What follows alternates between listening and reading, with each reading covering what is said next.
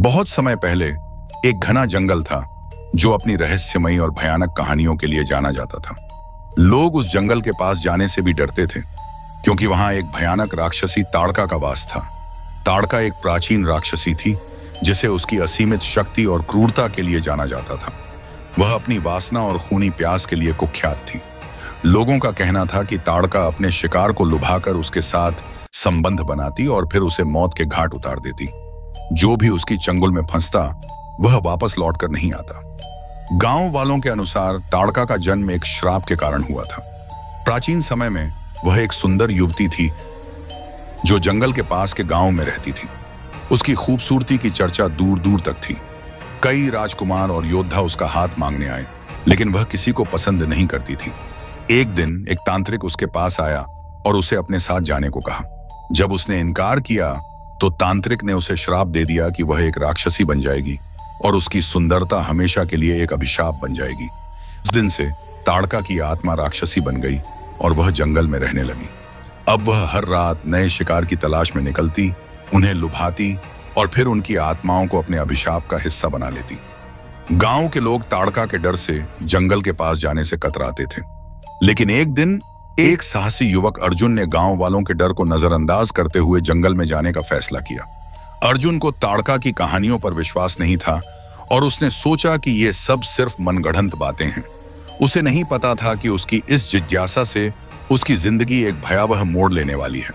अर्जुन ने गांव के बुजुर्गों की चेतावनी को अनसुना कर दिया और रात के अंधेरे में अकेले जंगल की ओर चल पड़ा। जैसे ही वह जंगल में पहुंचा, चारों ओर सन्नाटा था। हवा में एक अजीब सी ठंडक थी और पेड़ पौधे किसी डरावने प्रेत की तरह हिल रहे थे। अर्जुन ने अपनी मशाल जलाकर आगे का रास्ता देखा। कुछ देर तक उसे कुछ भी अजीब नहीं लगा, लेकिन जैसे ही वह जंगल के अंदर और गहराई में पहुंचा, उसे एक मधुर आवाज सुनाई दी। वह आवाज इतनी मोहक थी कि अर्जुन रुक गया। उसने चारों ओर देखा, लेकिन उसे कोई दिखाई नहीं दिया। तभी अचानक एक सुंदर युवती सामने आ गई। उसकी आंखें चमक रही थीं और उसकी आवाज में एक अजीब सी खिंचाव था। वह युवती अर्जुन से बात करने लगी। तुम कौन हो और यहाँ क्यों आए हो? उसने मधुर स्वर में पूछा। अर्जुन ने उसकी सुंदरता से मोहित होकर अपना परिचय दिया और कहा, मैं अर्जुन हूं और मैं इस जंगल की भूतिया कहानियों का सच पता लगाने आया हूं। युवती ने मुस्कुराते हुए कहा, तुम बहुत साहसी हो, लेकिन क्या तुम जानते हो कि इस जंगल में कुछ भी वैसा नहीं है जैसा दिखता है? अर्जुन ने उसके शब्दों को नजरअंदाज किया और उसके नजदीक जाने लगा। युवती ने धीरे धीरे उसे अपने मोहपाश में फंसा लिया। अर्जुन उसकी सुंदरता और उसकी आवाज के जादू में खो गया, लेकिन उसे यह नहीं पता था कि वह कोई साधारण युवती नहीं बल्कि ताड़का थी जो उसे अपनी चंगुल में फंसा चुकी थी। जैसे ही अर्जुन ने उसके साथ संबंध बनाने की कोशिश की, ताड़का ने अपनी असली राक्षसी रूप धारण कर लिया। उसकी आंखें लाल हो गईं और उसका चेहरा विकराल और भयानक हो गया। अर्जुन घबराकर पीछे हटने लगा, लेकिन अब बहुत देर हो चुकी थी। ताड़का ने अर्जुन को अपने लंबे नुकीले नाखूनों से जकड़ लिया और उसकी गर्दन को अपने दांतों से चीर दिया। अर्जुन की चीखें जंगल में गूंज उठी, लेकिन उसे बचाने वाला कोई नहीं था। ताड़का ने अर्जुन के शरीर से सारी ऊर्जा सोख ली और उसे मौत के घाट उतार दिया। उसकी आत्मा को अपने श्राप में बांध लिया, जैसे उसने कई औरों के साथ किया था। अर्जुन का शरीर वहीं पड़ा रह गया, वापस जंगल में गायब हो गई।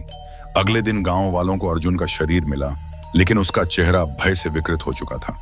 गांव में और भी ज्यादा डर फैल गया। गांव के बुजुर्गों ने कहा कि ताड़का को कोई हरा नहीं सकता, क्योंकि वह श्रापित आत्मा है जो हमेशा वासना और मौत की तलाश में रहती है। आज भी उस जंगल में कोई भी जाने की हिम्मत नहीं करता। लोग कहते हैं कि ताड़का की आत्मा अभी भी उसी जंगल में भटक रही है और जो भी उसकी मोहक आवाज के पीछे जाता है उसकी मौत निश्चित है। ताड़का के साथ संबंध बनाने की चाह रखने वाला हर इंसान मौत के मुंह में चला जाता है। इसलिए लोग अब भी उस जंगल के पास जाने से डरते हैं, क्योंकि वहां मौत का संभोग करने वाली ताड़का का इंतजार रहता है।